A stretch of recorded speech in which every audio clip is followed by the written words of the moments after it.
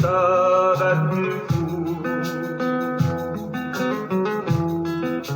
ngwino Roho mutagatifu, ngwino Roho mutagatifu, ngwino Roho mutagatifu, ngwino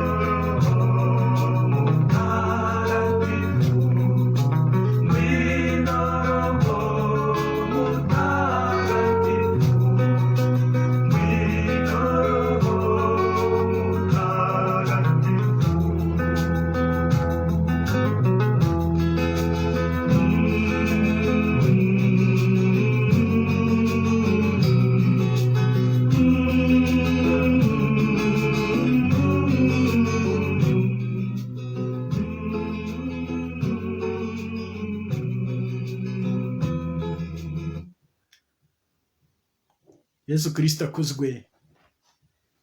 Yesu Kristo akuzwe. Yesu Kristo akuzwe. Uyu munsi ndagira ngo dusangire ubutumwa buduhamagarira twese guhinduka mu izina rya Nyagasani Yesu.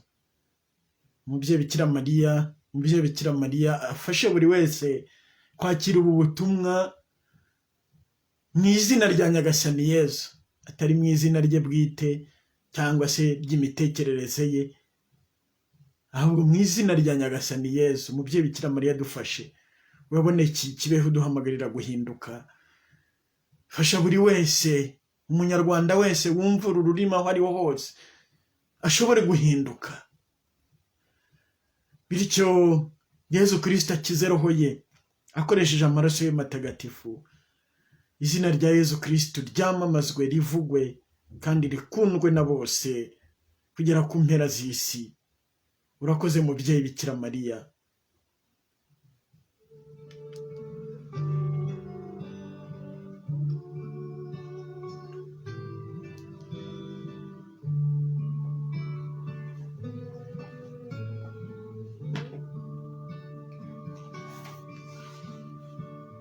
Ku izina ry'Imana Data na Mwana na Roho Mutagatifu, amen.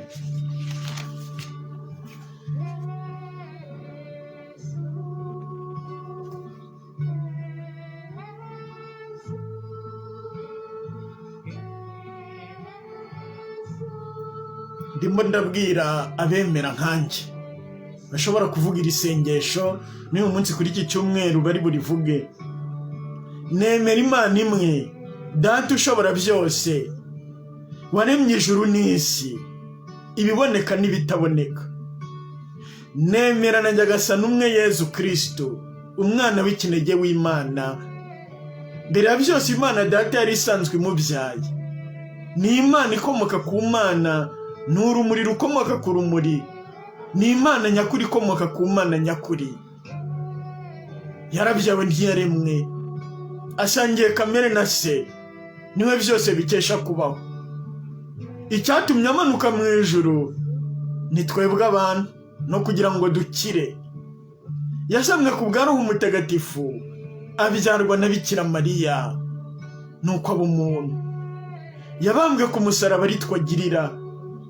Ku ngoma ya Ponsiyo Pilato niho yababaye, arapfa maze arahambwa. Nuko ku munsi wa gatatu arazuka nk'uko byari byaranditswe, maze azamuka ajya mu ijuru, yicara iburyo bw'Imana Data, kandi azagaruka n'ikuzo gucira urubanza abazima n'abapfuye. Ingoma ye izahoraho iteka. Nemera na Roho Mutagatifu, Nyagasani utanga ubugingo, uturuka ku Mana Data na Mwana. Arasengwa agasingizwa hamwe n'Imana Data na Mwana. Niwe wabwirije abahanuzi ibyo bavuze. Nemera na Kiliziya imwe ntagatifu gatolika kandi ishingiye ku ntumwa. Ndahamya ko batisima ari imwe ikiza abantu ibyaha, kandi ntegereje izuka ry'abapfuye n'ubugingo bwo mu gihe kizaza. Amina. Ntegereje izuka ry'abapfuye n'ubugingo bwo mu gihe kizaza. Amina. muri Yezu Kristo, ntegereje izuka ry'abapfuye n'ubugingo bwo mu gihe kizaza. Amen.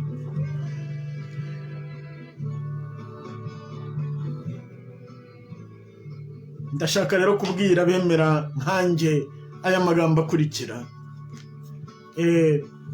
Hari umuntu uherutse kumbaza ati ariko ko ntacyo uheruka kutubwira, ubundi bimaze igihe mfite gahunda zo mu cyesipanyol ariko mu kinyarwanda nta kintu nshyiraho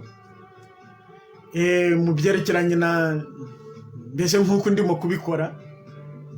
Ariko noneho umuntu ntacyo namushubije, ariko igisubizo nari ngifite muri njye.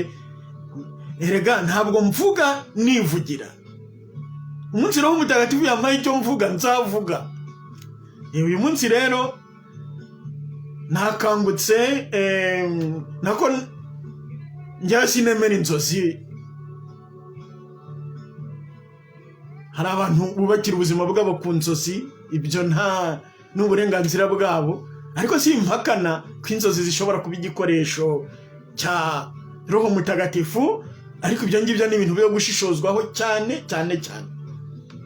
Mu gitondo rero burimo rwose bucya, narose ndahantu mu Rwanda ntiriwe mvuga, hari abantu bahateraniye mu kibuga, hari abantu benshi bagomba kubigisha, nanjye ndimo.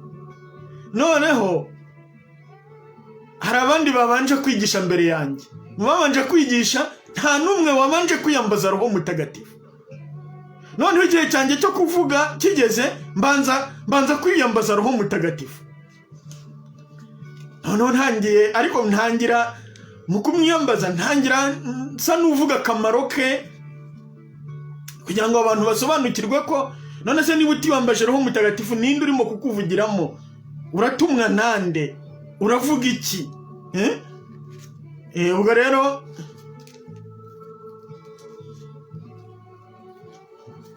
nahise nkangutse, ariko inzozi zanjye zimera nkaho ndimo kuzikomeza, ariko nabyutse. Ya magambo nari ndimo mvuga kuri Roho Mutagatifu ndi mu nzozi, nsanga nta nigeze nyavuga, ariko numva ndacyayibuka. Noneho aba ariyo ntangiriraho kwandika, nti aya magambo ni meza ngiye kuyandika. Noneho mu gihe nayandikaga, Roho Mutagatifu ambwira ibindi byinshi ngira ngo mbasangize. Mbese ubundi simenyereye ngewe kwigisha ibintu nanditse, kubera ko niyo mbonye ijambo rimwe, ibindi byose Roho Mutagatifu abicomeka kuri iryo jambo. Ariko noneho nanditse, wenda sindi bubisoma uko nagiye mbyandika, cyane cyane ko hari n'igihe kitabinyemerera, ariko cyangwa se atari ngombwa kongeramo ibindi byinshi ku muntu ushaka kumva, kuko hari abadashaka kumva. Abo ngabo nyine twabagira duteze, ariko bateye agahinda, ni ukubasabira.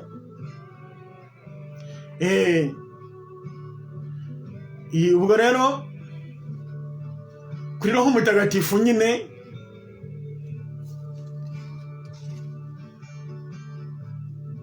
uburyo ayo magambo yanzagamo nuko ibyo nanditse nibi bikurikira. Roho Mutagatifu nahanagure, niyuhagire, nadukureho amavuta ya sekibi y'ubusambanyi, adusige amavuta ye y'ubumanzi n'ubusugi. Roho Mutagatifu nahanagure kuri twe amavuta ya sekibi w'urupfu, adusige amavuta ye y'ubuzima. Roho Mutagatifu nahanagure kuri twe amavuta ya sekibi y'urugomo, maze adusige amavuta ye y'amahoro. Isigwa. Ubwo nyine umuntu ashobora gukomeza akagenda avuga buri kintu cyose icyo sekibi adusiga, n'uburyo Roho Mutagatifu aduhanagura.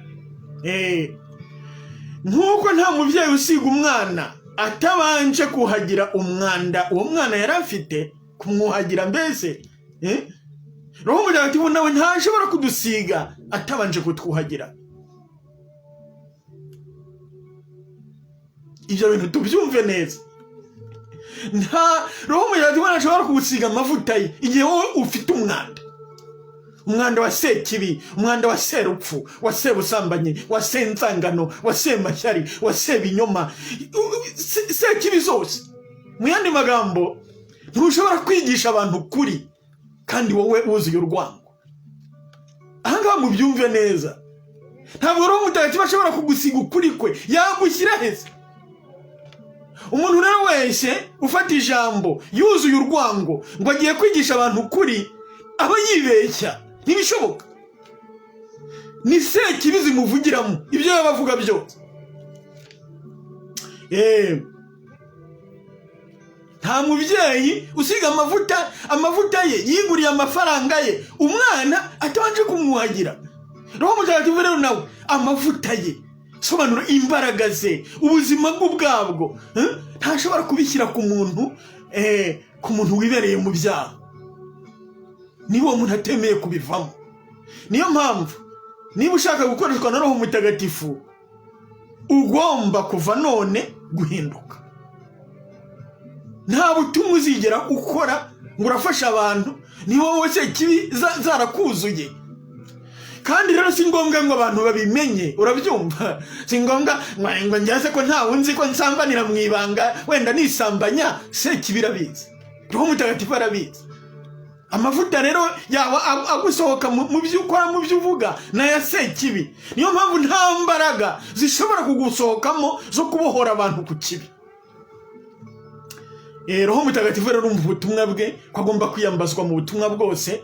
Abantu mwese mwitwa ngo murigisha, mutabanje kwiyambaza Roho Mutagatifu mukora amakosa akomeye. Sinzi uwo mushaka kwabohereza uwo ari we. Roho Mutagatifu rero aradusiga, ariko abanza kutwuhagira. Gusiga amavuta ni uguhundi isura nziza isa n'iyawe. Roho Mutagatifu yadusize wagira ngo duse nawe. Roho Mutagatifu ni urukundo. Umubyeyi asiga umwana arushaho kumuha isura y'abantu. Uwo umuntu yanduye, kuko umwanda utwambura isura y'abantu. Umuntu wuzuye ibyondo mu maso, uyu muntu barakamwuhagira, baragize bakamusiga, akongera akaba nk'umuntu, akaba umuntu nyine, ukabona ko isura ye yabaye y'umuntu. Nk'uko kwanduza ari ugusiga undi umwanda cyangwa ubwandure,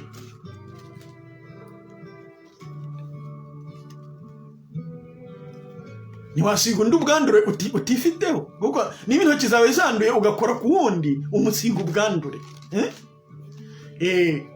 Nk'uko kwanduza ari ugusiga undi umwanda cyangwa ubwandure nawe wifitemo, Roho Mutagatifu yadusize we aduha isura ye.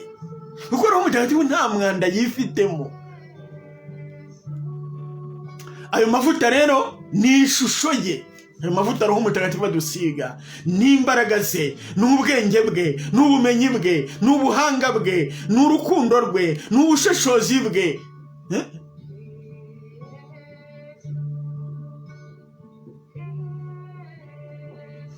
Ubwo rero umaze gusigwa ahunga umwanda kugira ngo atongera kwanduzwa. Kuko niba umubyeyi amaze kuhagira umwana we, asamwe icaraho ngaho, niba ari kugira ngo wenda mbere yuko amuryamisha ntazamukundira gusubira mu mwanda mbere akimara kumwuhagira. Twe rero ntabwo turi abana. Niba Roho Mutagatifu amaze kugusiga ayo mavuta, uhunga umwanda kugira ngo utongera kwanduzwa na semwanda, sekibi, serupfu. Nta muntu n'umwe ukingiye umwanda. Ukoze ku mwanda wese arandura. Umwanda urawuhunga nk'uko uhunga urupfu. Kuko umwanda ari gusobanura icyaha. Wica ya sura twasizwe n'umubyeyi. Uwo mwana nyine, umubyeyi yongeye guha umuntu amusiga, ahunga umwanda. Niba adashoboye kuwihungira ubwe kuko ataramenya ubwenge, umubyeyi we akabimufashamo. Twebwe rero ntabwo turi abo bana. niba roho mutagatifu adusize tugomba guhunga umwanda kugira ngo uwo mwanda utaduhindanya, tugata ya sura ya roho mutagatifu twahawe, ariyo ya Data, ariyo ya Yesu Kristo. None rero bavandimwe, twumve ibikurikira bishobora gukomera kurushaho uwo mwanda, icyo cyaha, urwo rupfu. Abasizwe roho mu buzima, abasizwe uwo roho w'ubuzima, abahawe iyo sura ya roho mutagatifu, ntibahimbaza urupfu. Abasizwe roho w'ubuzima, roho mutagatifu, roho wa Data, roho wa Yesu, ntibahimbaza urupfu. Kuko urupfu rwose ari urupfu uwaba yapfuye wese. Urupfu rwose ni urupfu uwaba yapfuye wese. Ngo inkoni ikubise mu cyeba wirenza urugo, niko Abanyarwanda bavuze. Aho umugabo aguye uhatera utwatsi. Abaje umwanzi wa twese uwo ari we ntibahimbaza na rimwe urupfu rw'umuntu uwo ari we wese, kuko bifite mu bubyeyi bwa bose. Muri Luka 6 umurongo wa 36 kugera ku wa 36, muba abanyampuhwe nka so wo mu ijuru, kuko bifite ubwo bubyeyi. Roho mutagatifu ni umubyeyi, ubwo bubyeyi yarabubahaye. Wumva ko ikiremwa cyose gifite agaciro, umuntu uwo ari we wese afite agaciro. Nta muntu n'umwe washobora kwishimira ko yapfuye. Nibyo nshaka kuvuga mvuga guhimbaza urupfu. Abo bantu rero basizwa amavuta ya roho utanga ubugingo, n'abanyampuhwe nka Data wo mu ijuru, uvusha izuba rye akagusha imvura ye ku babi n'abeza. Muri Luka 6:27-35. Koko rero nta mubyeyi n'umwe, niba koko ari umubyeyi, washimishwa n'urupfu rw'umwana we, kabone naho uwo mwana yaba ari umwicanyi ruharwa, umusambanyi ruharwa, cyangwa n'ibindi byaha byose yarabihejejemo inguni. Nta mubyeyi n'umwe wakwishimira ngo umwana wanjye yibaga ngo ntagende. Uwo ntabwo yaba ari umubyeyi. Abasizwe roho mutagatifu, abahawe isura nshya y'abana b'Imana, bumva ko abantu bose ari abana babo. Urabyumva? Uko ibyaha baba bakora byose cyangwa baba barakoze byose, nta muntu n'umwe ushobora guhaguruka ngo abyine ngo kanaka yapfuye uwo ari we wese. Uwo muntu ntazi roho mutagatifu uwo ari we. Urupfu rw'umwana uwo ari we wese rubabaza umubyeyi we. Umwana uwo ari wese atitaye ngo uriya ngo yari umunyabyaha, hari intungane iki. Aho rero ububyeyi bw'Imana Data, aho ububyeyi bw'Imana Data bwabibwe mu mitima na roho mutagatifu, ntibahimbaza urupfu. Abo roho mutagatifu yahinduye ababyeyi nabo nka Data uhoraho, ntabwo ashobora guhimbaza urupfu rw'umuntu wapfuye. Ntibishimira urupfu rw'umuntu uwo ari we wese, ntibishoboka. Abantu b'ingoma, abo mu byaha, nibo basigaye batinyuka guhimbaza urupfu. Muzi ko nyine hasigaye harashyizweho umunsi mukuru w'urupfu, abantu bakambara ibintu bisa nyine narwo. Ariko muzarebe uko babikora, nabyo byerekana ko atari umunsi mukuru mu by'ukuri, ahubwo ni ikiriyo baba bakoze, ku buryo umuntu yabyita umunsi wo kwibuka ko tuzapfa, aho kuba umunsi wo gukuza urupfu rwacu. Uko babikora kose rero abo bantu, uko babikora kose ariko ni ibya gipagani. Ntabwo urupfu rugomba guhabwa uriya mwanya. Kuko urupfu ni umwanzi gica utagomba guharirwa icyubahiro na busa, guhabwa icyubahiro na busa. Iyo bijya gucika mu gihugu, runaka, abantu bishora mu muhanda bahimbawe ngo kanaka yapfuye. Igihugu cyose uzabona mu ibyo bintu uzavuga uti ahantu wagiye kubibya. Ubyumve neza, ahantu umuntu azapfa abandi bakishora mu muhanda bishimye ngo kanaka yapfuye, uzavuga uti aha hantu wagiye kuba amahano. Kubera ko ibyo baba bakora ni amahano akomeye, uwasizwe roho w'ububyeyi bwa bose adashobora gutinyuka. Kuko mubifate neza, ahahimbajwe urupfu rw'umuntu haba habibwa urupfu rw'abandi benshi. Urabyumvise? Ahahimbajwe urupfu rw'umuntu haba habibwe urupfu rw'abandi benshi. Niba abantu bishoye mu muhanda barimo bishimye ngo kanaka yapfuye, uzamenye ko aho hantu mu minsi mikeya bitinde bitebuke habibwa urupfu rw'abandi benshi. Barimo baranyanyagiza ingemwe z'izindi mpfu z'abandi benshi. Umuco rero wo guhimbaza urupfu ugomba gucika mu bashaka guca umuco wo kwicana. Umuco wo guhimbaza urupfu ugomba gucika mu bashaka guca umuco wo kwicana, kuko induru y'ibyishimo ihimbaza urupfu rwa mukaso, induru y'ibyishimo ihimbaza urupfu rwa mukaso ikingura icyumba kibitsemo amarira y'urupfu rwa nyoko.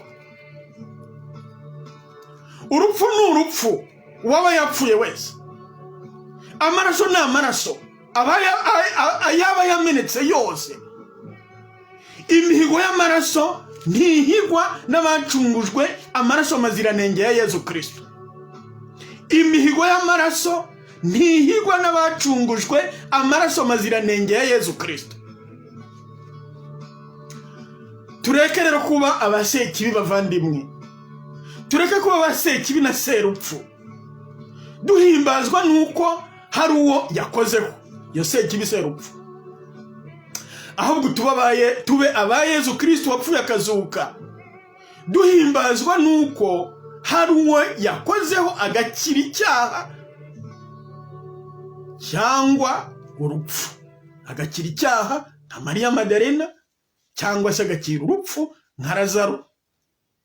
Ibyo bya Lazaro wabisanga muri Yohani umutwe wa 11, naho ibya Mariya Madarena nkuko bamwe bavuze ko ari uko bimeze muri Luka umutwe wa 7.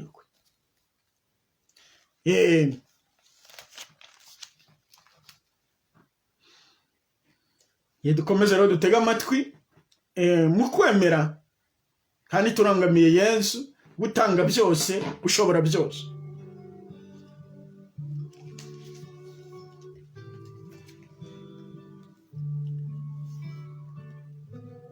Nyamara nubwo urupfu rutamazwa, rudahimbazwa, ariko ruratangazwa. Mu misa tugira tuti, niko mu cyesipanyol bavuga, anunciamos tu muerte, proclamamos tu resurrección, ven Señor Jesús. Mu Kinyarwanda byagombye kuba byarahinduwe gutya: turatangaza urupfu rwawe, tugahimbaza izuka ryawe, ngwino Nyagasani Yesu. Iyo bavuze bati iri ni iyobera rikomeye ry'ukwemera. Koko rero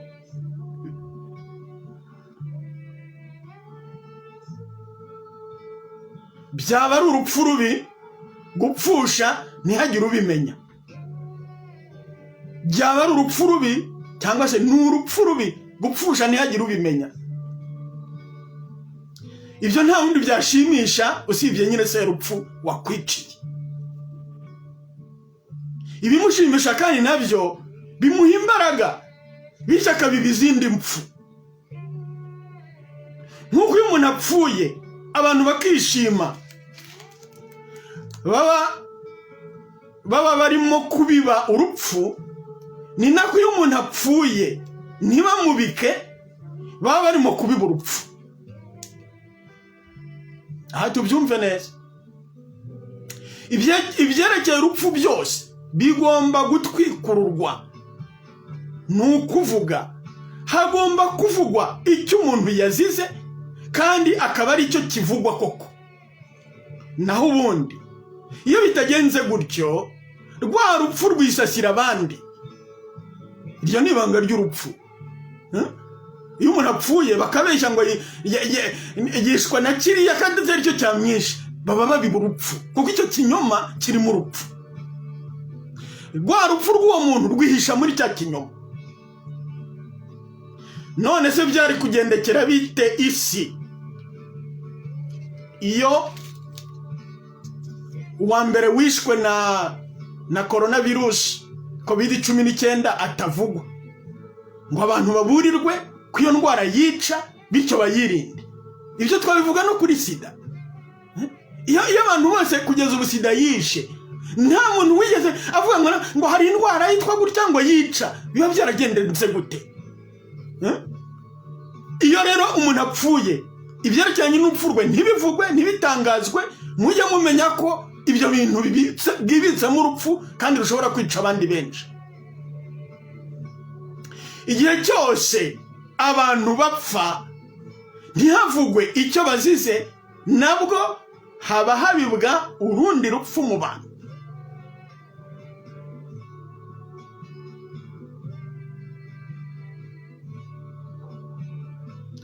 Urwo rupfu rutatangajwe rukomeza kwica abandi bantu. Iko bimeze. Urwo rupfu rutatangajwe rukomeza kwica abandi bantu.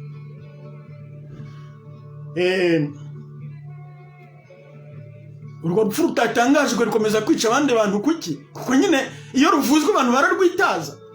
None se hari ugeze ngo nk'uwo mugani ngo inkoni ikubise mukatso uyirenza urugo. None se utamenye ko yamukubise wayirurenza? Mu muhanda kanaka bavuze bati abantu barimo barica abandi, ntihagire umuntu uburira undi nka bya bindi ngo inzira ntibwira umugenzi. None se iyo nzira ntikomeza gupfiramwo abantu? Igihe cyose ibyerekeranye n'urupfu bidatangazwa, urupfu rukomeza kwica abantu benshi.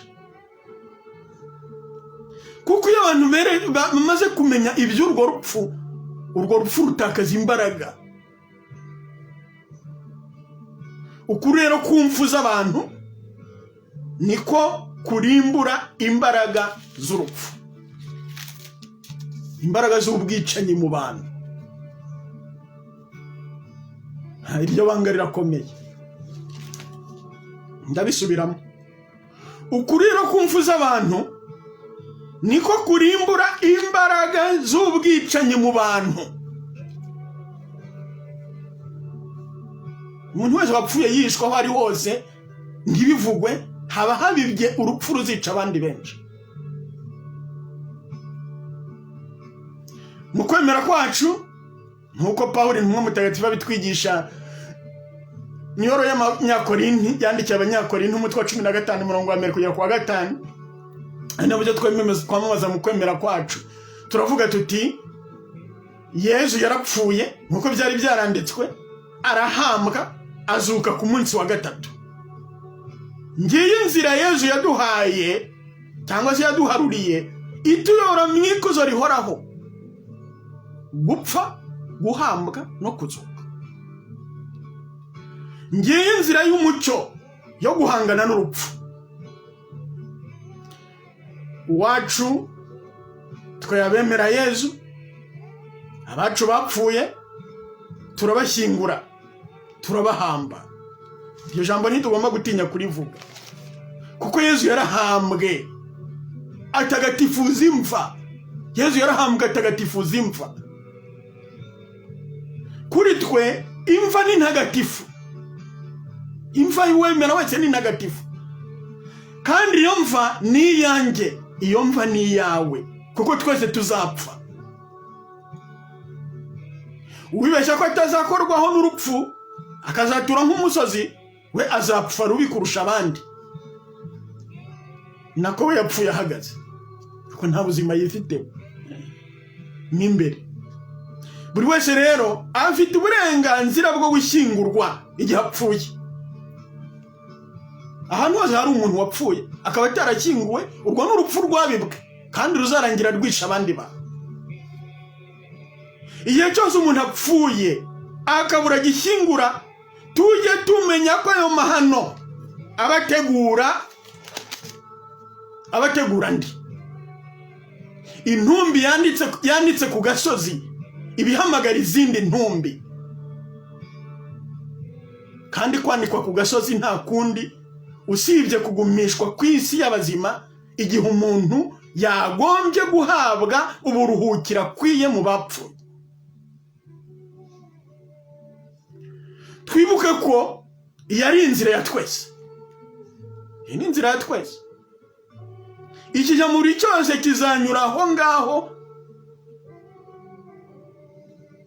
ari abeza ari n'ababi, nkuko mwene Siraki bitubwira mu mutwe wa 40. Agira ati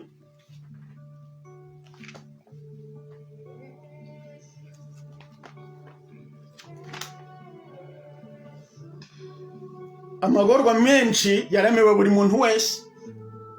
Ingo iremereye iri kuri bene Adamu kuva bava mbunde ya ba nyina kugeza igihe bazasubirira mu gitaka kibabyaye bose. Icyo bahora batekereza kikabakura umutima n'inkeke baterwa n'umunsi w'urupfu rubategereje.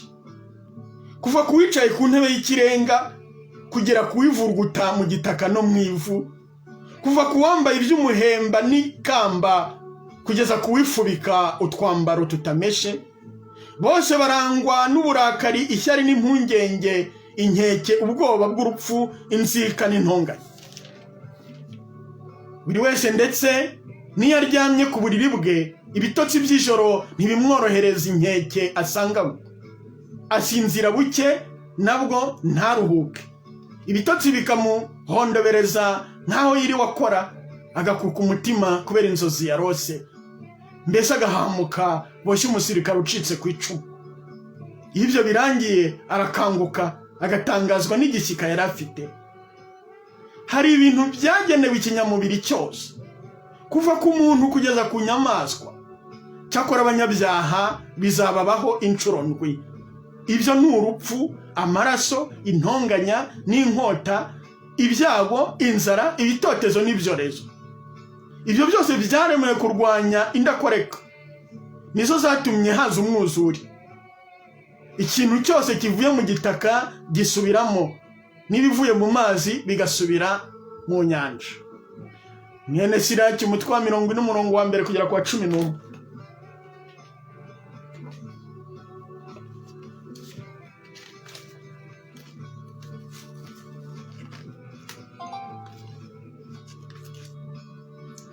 Ayo mateka yose isi hafi ya yose irayazi.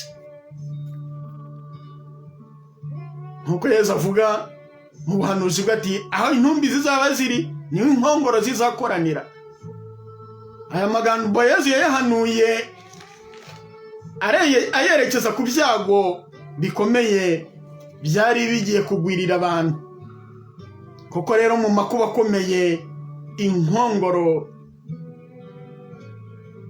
zigaragaza zishimira ku mibiri yagombye kuba yashyinguwe. Hagowe rero uwo mujyi, hagowe ako karere, icyo gihugu kirimo imirambo idakinguye, kuko iyo mirambo yose ibihamagara indi, kandi iri tegeko nta bubasha abantu bafite bwo kurihindura. Impuhwe za Yesu Kristo wapfuye akazuka nizo zonyine zishobora guhindura iyi gahunda.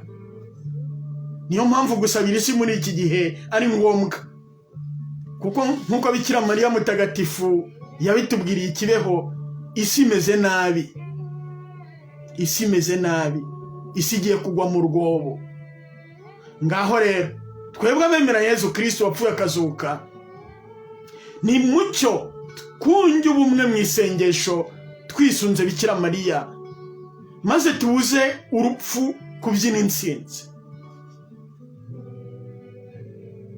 Duhamirize bose ko Yezu w'i Nazareti yatsinze urupfu koko.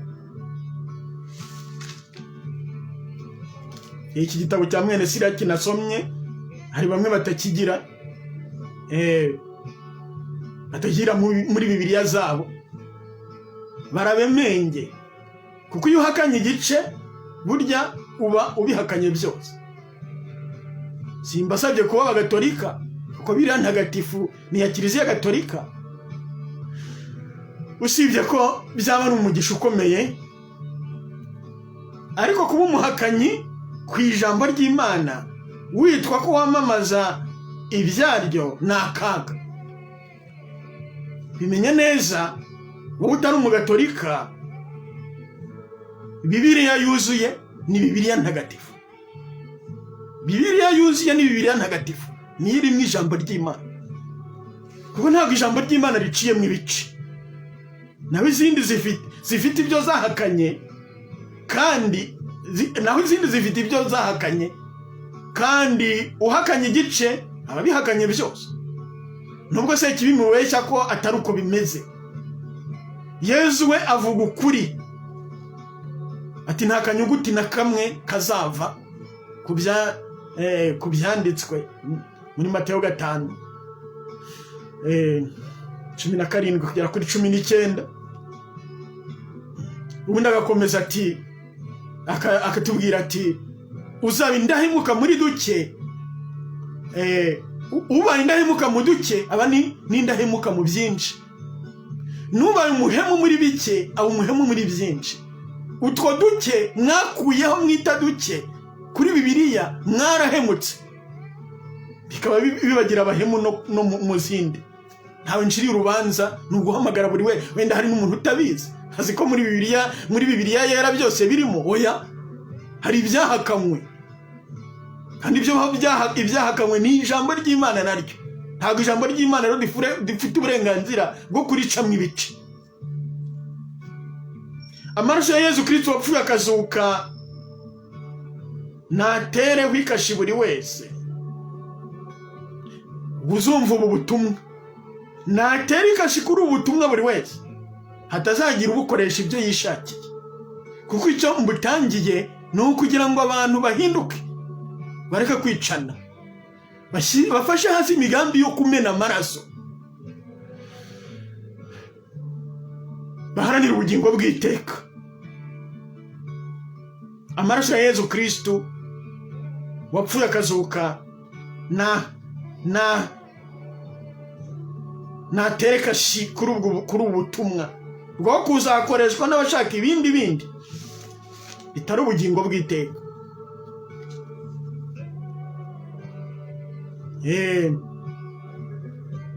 Turangize twibukiranya ko kutabika uwapfuye ari nko guhishira umurozi. Urimo urahishira urupfu ubwarwo. Ni uguhishira serupfu mu yandi magambo. Guhishira umurozi akagumara ku bana. Kandi uhishira umurozi yibwira ko nyine ahisha umuntu ugiye kumugirira akamaro.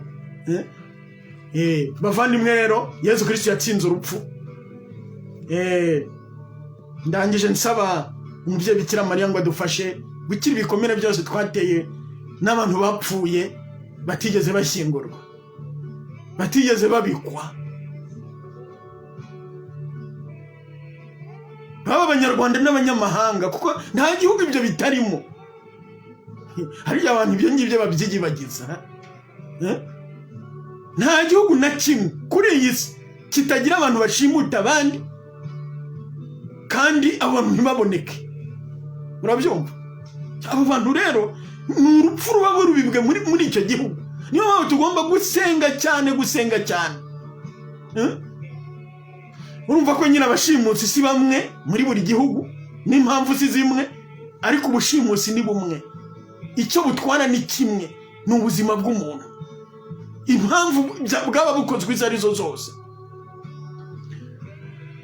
Nyagasani Yesu, garagaza ububasha bw'izina ryawe, utsinda urupfu mu Rwanda, utsinda urupfu ku isi yose. Kubw'amasengesho ya Bikira Mariya, kiza ibikomere by'urupfu mu bantu bose, mu bantu bazi ko babo bapfuye kandi bakaba ntawe bashobora kubibwira kubera impamvu zinyuranye. Kiza ibikomere byabo Nyagasani Yesu, kiza ibikomere bya roho zitigeze imiribiri yazo itigeze ishyingurwa, ahubwo igatabwa mu musarani, igatabwa mu ruzi, igatabwa ahantu hadashobotse. Umuri ibikomere by'abo bantu bakire mu ngoma y'ijuru Nyagasani Yesu. Yesu, Yesu, Yesu, Yesu. Mbere yuko nsoza, reka mbasomere ijambo nibutse ko mu myaka, sinibuka umwaka uwo ari wo, ariko ni mu mwaka w'amashuri w'1989,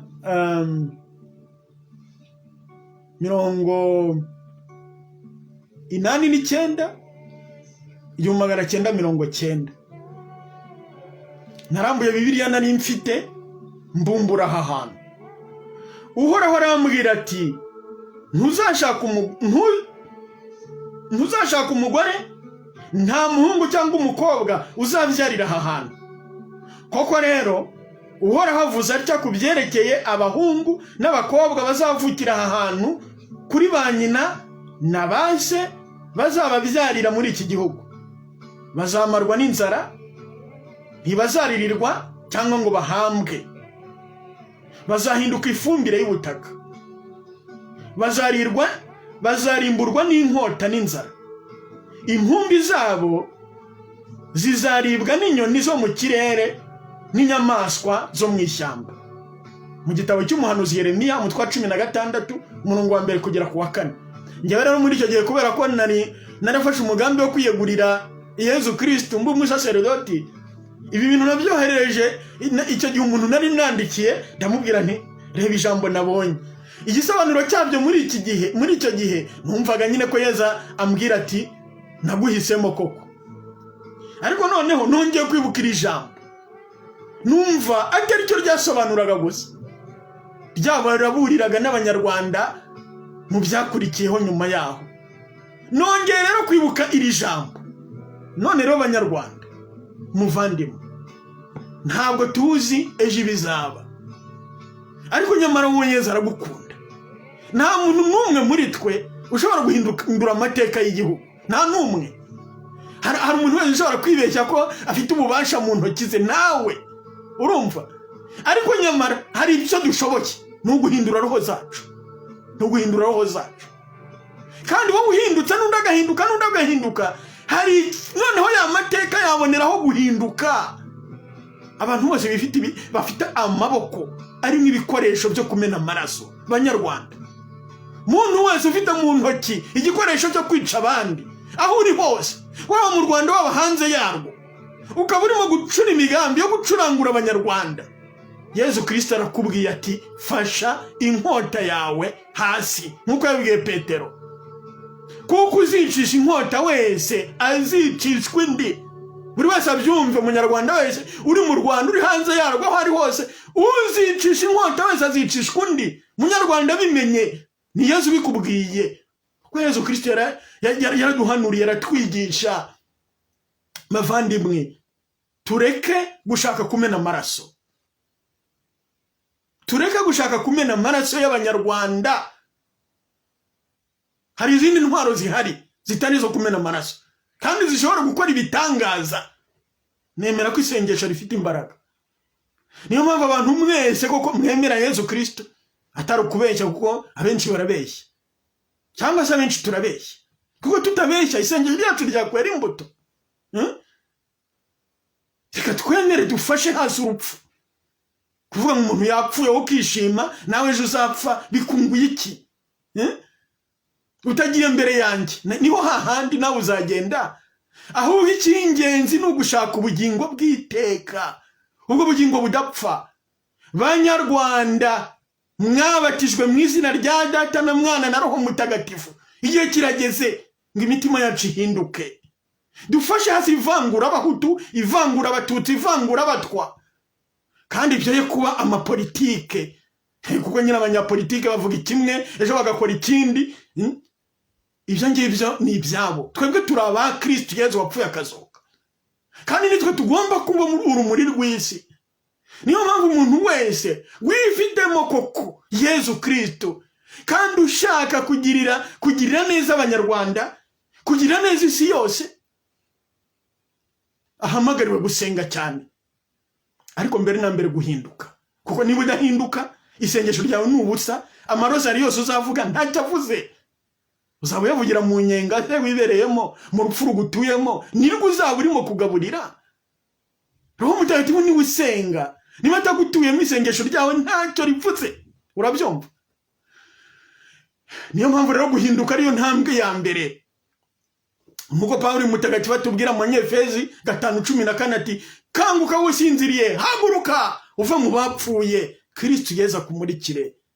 Abanyefezi 5:14, va mu bapfuye. Abo ngabo batwaye urupfu mu ntoki, bashaka kwica abantu, babahora ubusa cyangwa se ibyo babahora byose biramaze. Umwicanyi wese n'umwicanyi abo yaba yica bose. Yezu Kristo ni inzira, ukuri n'ubugingo, atanga ubugingo. Mu Kristo wese aho uri, witwa ukora ku kimenyetso cy'umusaraba, witwa ngo wemera Yezu Kristo, ukaba wifitemo ibitekerezo by'urupfu, igihe kizagera ubibazwe. Ibitekerezo by'urupfu, shaka kwica abantu. Nyagasani Yezu Kristo agirira impuhwe n'abo bose bari muri uwo mwijima w'urupfu. Urumuri rwe rumurike, rutsinda urupfu mu Rwanda, rutsinda urupfu ku isi yose, kubera ko izina rye ryatsinze. Niba mara kumva izina rya Yezu, mu isi mw'ijuru n'ikuzimu bose bapfukame, kandi indimi zose zamamaze ko Yezu Kristo ari Nyagasani, bihesha Imana se ikuzo.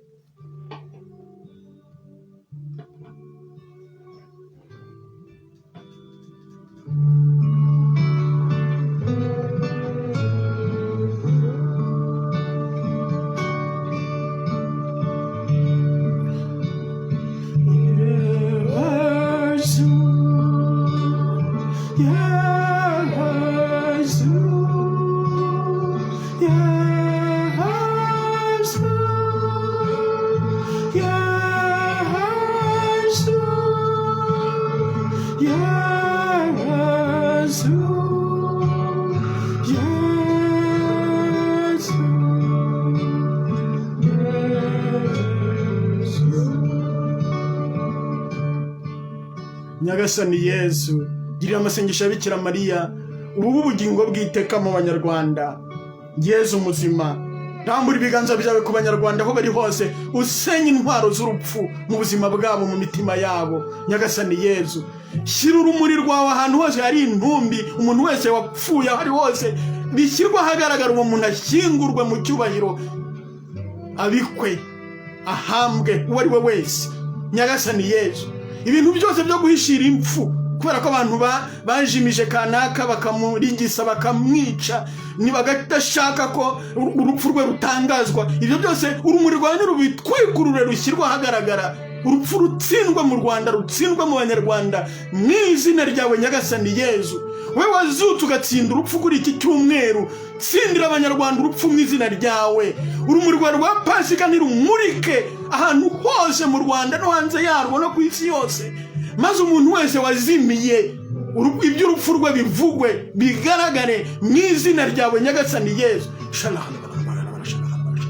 Seki wo guhisha abapfuye, seki w'impfu, seki ufite ibikoresho by'urupfu mu ntoki, seki w'intambara, seki uri wese urimo gushyira ibitekerezo by'urupfu mu bantu, urimo gututumbya intambara no kumena amaraso, haba mu Rwanda haba mu gihugu icyo ari cyo cyose. Mu izina rya Nyagasani Yezu Kristo wazutse mu bapfuye, ndakwirukanye mu izina rya Nyagasani Yezu Kristo. Mwirukanye mu munyarwanda aho ari hose, mwirukanye ahantu aho ari hose ku isi. Yezu Kristo yaragutsinze, amaraso ya Yezu Kristo nasenye intwaro zawe. mu izina rya Nyagasani Yesu Kristo ngutegetse kujya mu muriro utazima munsi y'umusaraba wa Yesu Kristo wagutsinze. Mu izina rya Nyagasani Yesu Kristo ngutegetse kutazongera kugira ugarukamo naho ugaruka. Ibikorwa byawe byose byo guteza intambara, imigambi yawe y'intambara yose nyisutseho amabombe y'Imana Data mu nyenga y'umuriro. Nyisutseho amabombe y'Imana Mwana Yesu Kristo. Nyisutseho amabombe y'Imana Roho Mutagatifu mu izina rya Nyagasani Yesu Kristo.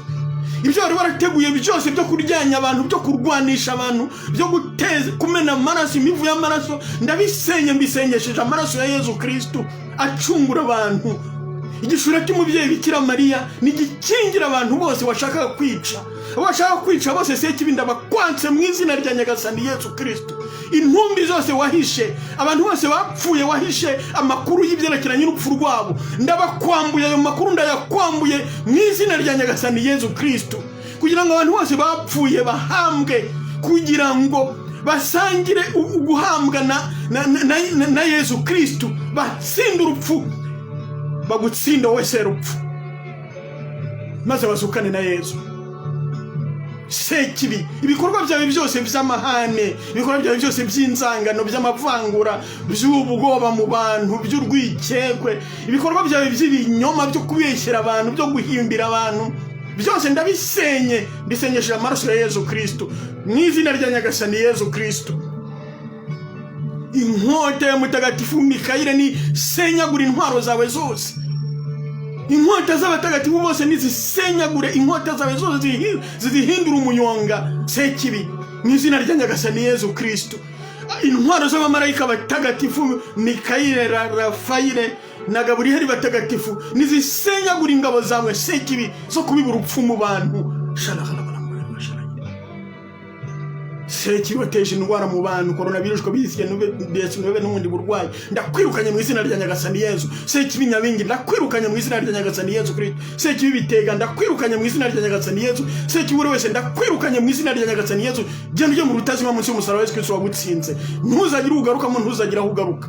Yesu humugisha abana bawe kuri iki cyumweru, humugisha abanyarwanda hariho bose, humugisha abapfuye ntibimenyekane ntibivugwe, wakire roho zabo Yesu, ubabarire ibyaha bakoze, akira ababo batazi amakuru y'urupfu rw'ababo, ubomora ibyo bikomere Nyagasani Yesu. Uhe kubabarira abisha babo mu izina ryawe Nyagasani Yesu.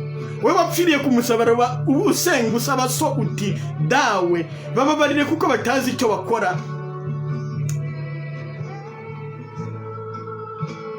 Muri Luka 23 3-4 Yesu we wavuze ayo magambo ubwira so abantu bose bafite ababiciye kubababarira mu izina ryawe Yesu. Yesu mwiza, Yesu Kristo wapfuye ukazuka, Yesu utagira ikikunanira, we wasenze ubwira uti dawe bababarire kuko batazi icyo bakora. Iryo sengesho fasha buri wese kurivuga, ti dawe mu izina rya Yesu babarira bisha umwana wanjye, bisha abanaba abangiriye nabi kuko batari bazi icyo bakora, ntibari babizi. Mu izina rya Nyagasani Yesu abantu bose kubabarira, abanyarwanda gusendera impuhwe aho bari hose, abantu bose bo kwisi gukira ibikomere by'intambara, gukira ibikomere by'ubugome, gukira ibikomere bya genocide, gukira ibikomere by'ubugambanyi, gukira ibikomere by'ibinyoma, gukira ibikomere by'ubusambanyi, gukira ibikomere by'ibyaha byose, maze buzura ibyishimo bya Roho Mutagatifu.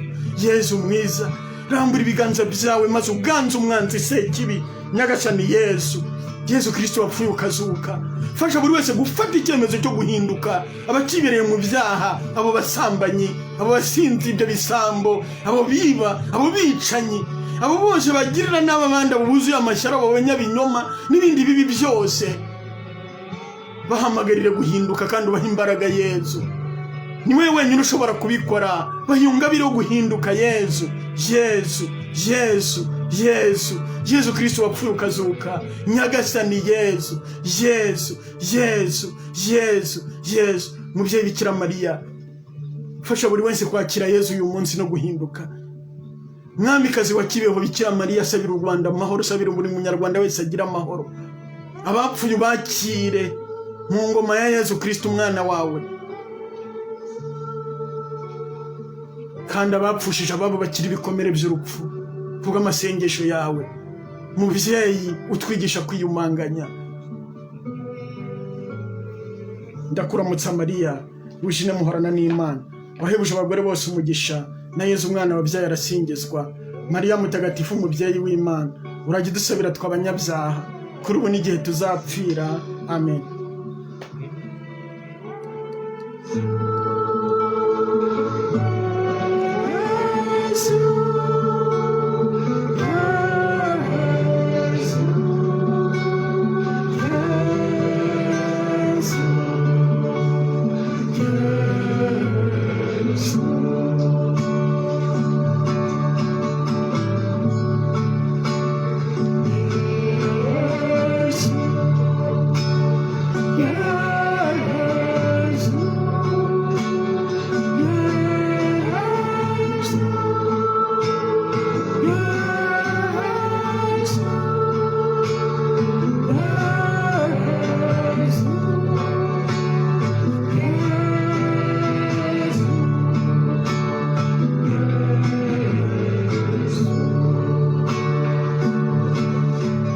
Nyagasani Yezu nabane namwe, ushobora byose nabaha umugisha, Imana Data na Mwana na Roho Mutagatifu.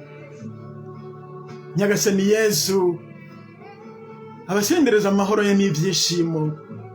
Mubane na Yezu, muhorane na Yezu, mugendane na Yezu, mubeho muri Yezu. Singizwa Yezu Kristo wadupfiriye ukazuka.